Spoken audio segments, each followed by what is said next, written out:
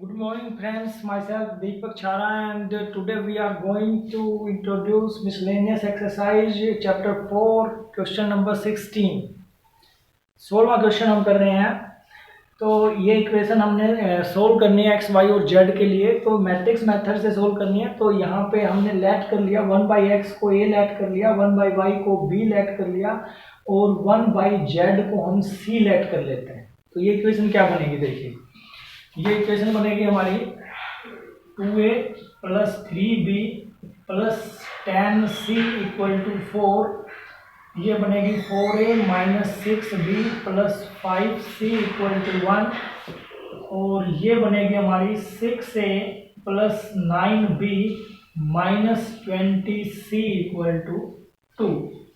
अब ये हमारी लीनियर इक्वेशन हमने बनाई है। तो अब इसको मैट्रिक्स मेथड से सोल्व करने के लिए ए और बी में हम चेंज कर लेते हैं। मैट्रिक्स ए जो है हमारा वो बनेगा 2 4 6 3 6 और 9 और ये होगा 10 5 और माइनस 20। मैट्रिक्स बी जो है वो हमारा होगा 4 1 और 2 और मैट्रिक्स एक्स जो होगा वो होगा हमारा ए बी और सी। ये हमने मैट्रिक्स फॉर्म में चेंज कर लिया। अब उसके बाद अगर इसका इन्वर्स एग्जिस्ट करता है तो हम इसका सॉल्यूशन निकाल देंगे x equal to A inverse into B से। अगर इनवर्स एग्जिस्ट करता है, A determinant not equal to 0 आता है तो डिटरमिनेंट निकालना पड़ेगा। पहले ए का डिटरमिनेंट निकाल लेते हैं हम। ये होगा जी 2 इंटू ये कैंसल, ये होगा 120 और माइनस 45, 120 माइनस 45 माइनस 3 ये कैंसल, माइनस 80 और माइनस 30, माइनस 80 और माइनस 30 और प्लस 10 और गुना में 36 माइनस प्लस 36, 36 और 36 72 हो जाएगा ये, 36 और प्लस 36। ठीक, तो डिटरमिनेंट हमारा आएगा, ये होगा 75 दूनी 150 110, ये होगा 330 और ये हो गया 720 तो ये हो गया 1200। ए डिटरमिनेंट जो है 1200 आया है, नॉट इक्वल टू 0 है। तो इसका मतलब ये हुआ कि इसका सॉल्यूशन हम यूनिक सॉल्यूशन है और इसको फाइंड कर सकते हैं x equal to A inverse B से। तो हमें ए का इनवर्स चाहिए। ये जो मैट्रिक्स हमने ये लिया है इसका इनवर्स निकालना पड़ेगा और इनवर्स निकालना हम सीख चुके हैं। इनवर्स निकालने के लिए क्या करना होता है, जैसे ए मैट्रिक्स ये है तो इनवर्स के लिए 1/a determinant into adjoint A determinant हम निकाल चुके हैं, 1200 आया है और एडजॉइंट ए का एडजॉइंट इसके कोफैक्टर्स हम करें और कोफैक्टर्स का ट्रांसपोज कर दें तो ये हमारा ए इनवर्स है। ए इनवर्स हमारे पास है तो x की जो वैल्यू होगी वो होगी A inverse into B. A inverse है ये 75 110 और 72, 75 110 और 72, 150 100 और 0, 75 30 और 24। इसकी मल्टीप्लाई हमने करनी है किसके साथ है, मैट्रिक्स बी के साथ, x equal to A inverse into B और बी मैट्रिक्स है ये 4 1 और 2।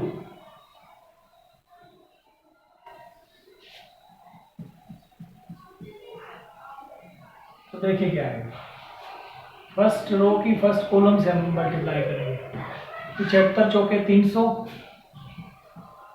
प्लस 150 और प्लस 150, अगला आएगा 440 माइनस 100 और प्लस 60, अगला आएगा 72 चौके 288 और प्लस 0 और प्लस 48,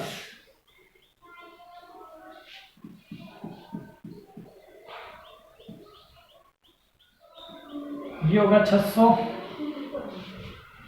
ये हमारा आएगा कितना होगा, 40 बचेगा और 40 इसमें से कम होगा तो ये हो गया 400, और ये हमारा हो गया 288, और यहाँ पे जो है +48, इनको प्लस करेंगे तो गड़बड़ है कुछ, यानी कि कहीं पे कुछ हमने गलत लिखा है, देखते हैं एक बार। हाँ, ये -24 था, ये -24, तो ये जो 48 आएगा 24, ये -48, तो ये हमारा बचेगा 240। डिवाइड कर लेते हैं, तो ये हमारा हो गया 600/1200, 1/2, ये हो गया 1/3, और ये हो गया 1/5। अब ये जो वैल्यू आई है हमारी, ये किसके लिए आई है, हमने ए बी सी के लिए इसको सोल्व किया है, तो इसका मतलब ये हुआ ए की वैल्यू 1/2 है, बी की वैल्यू 1/3 है, और सी की वैल्यू 1/5। लेकिन हमारे पास जो क्वेश्चन था वो तो एक्स वाई और जेड में था, तो एक्स वाई जेड में था, तो इसको रेसिप्रोकल कर लेते हैं, क्योंकि ए जो है हमने लेट किया हुआ है 1/x के इक्वल, यानी कि x का जो उल्टा है वो a है, तो x की वैल्यू यहाँ से होगी 2, तो y की वैल्यू यहाँ से होगी 3, और z की वैल्यू यहाँ से होगी 5। तो ये हमारा इस इक्वेशन का सोल्यूशन होगा 2, 3 और 5। Next question please. Next question है 17 क्वेश्चन एक्सरसाइज का। ये जो डिटरमिनेंट है इसकी वैल्यू क्या होगी, 0 होगी, 1 होगी, x होगी या 2x होगी। यदि यहाँ पे इसने साथ में एक चीज या कंडीशन और दी है, ए बी सी जो है एपी में है, तो अगर कोई 3 टर्म जो है एपी में है, तो इसका मतलब ये हुआ कि मिडिल टर्म जो है वो इक्वल होगी, मिडिल टर्म का 2 टाइम्स जो है वो इक्वल होगा फर्स्ट और थर्ड के सम के इक्वल, यानी कि 2b की जगह a + c मैं लिख सकता हूँ। यही चीज मैं यहाँ पे लिखूंगा, ये 2b है, इसकी जगह a + c लिख लेते हैं, तो देखिए क्या बनेगा।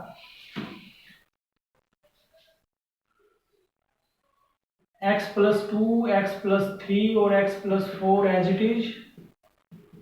दूसरा कॉलम है वो भी हमारा एज इट इज, और तीसरे में हमने चेंज कर लिया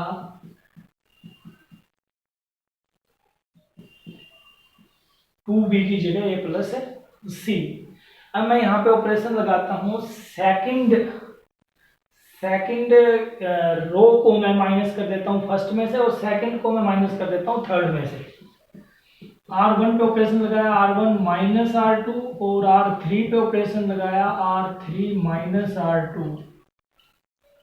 R2 को दोनों में से माइनस कर दिया, देखिए क्या बनेगा। फर्स्ट रो बनेगी this minus this 1, this minus this 1, and this minus this, तो ये बचेगा C और -A।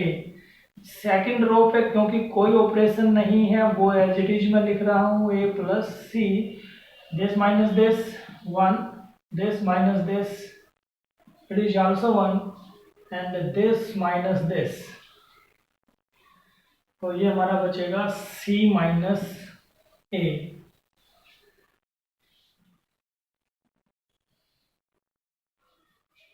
हाँ, एक चीज और है, हमने फर्स्ट में से सेकंड को माइनस किया था, फर्स्ट में से सेकंड को माइनस किया, -1 और ये जो है माइनस। अब जो है पहली और तीसरी रो, पहली रो में से माइनस कॉमन निकाल दिया मैंने, माइनस निकाल दिया बाहर, माइनस कॉमन निकालूंगा तो ये टर्म प्लस की, ये भी प्लस की और ये भी प्लस की। अब ये दोनों रो जो है आइडेंटिकल हैं, और दो रो अगर आइडेंटिकल है, सेम है, तो उसका डिटरमिनेंट होता है 0, तो हम इसके फर्स्ट पार्ट को जो है टिक कर देंगे। Next sum please. 18 सम है, 18 सम में ए इनवर्स हमने फाइंड करना है, ए दिया हुआ है, तो ए इनवर्स फाइंड करने के लिए सबसे पहले ये डिटरमिनेंट निकालेंगे। डिटरमिनेंट फर्स्ट रो को मैं एक्सपेंड कर देता हूँ, x × yz -0 -0 + 0, तो ए डिटरमिनेंट आएगा x y z। अब एडजॉइंट ए चाहिएगा हमें। एडजॉइंट ए जो होता है वो होता है कोफैक्टर्स का ट्रांसपोज। इसके कोफैक्टर्स निकाल लेते हैं हम। कोफैक्टर्स होंगे, फर्स्ट एलिमेंट का कोफैक्टर होगा yz -0, फिर सेकंड का हमारा होगा 0 - 0, ये भी 0 आएगा। ये होगा हमारा कोफैक्टर एक्स जेड, ये 0 0 आएंगे। ये हमारा होगा एक्स वाई। तो ये कोफैक्टर्स और इसका ट्रांसपोज हमने करना है, तो ये आ गया हमारा adjoint A. Y Z 0 0 0 X Z first row, second row का सेकंड कॉलम, थर्ड रो का थर्ड कॉलम। तो ये हमारा ट्रांसपोज भी सेम आया। अब ए इनवर्स जो होता है वो होता है 1/a डिटर्मिनेंट। डिटर्मिनेंट हमारा एक्स वाई जेड है और ये है हमारा Y Z 0 0 0 X Z 0 0 0 X Y. तो ये एक्स वाई जेड से इन सभी नंबर्स को हम डिवाइड कर देते हैं, तो ये हमारा बनेगा ये इनवर्स इसका। यहाँ पे x बचेगा, दूसरी रो में जो है y की पावर -1 बचेगी और तीसरी रो में जो है z की पावर -1 बचेगी।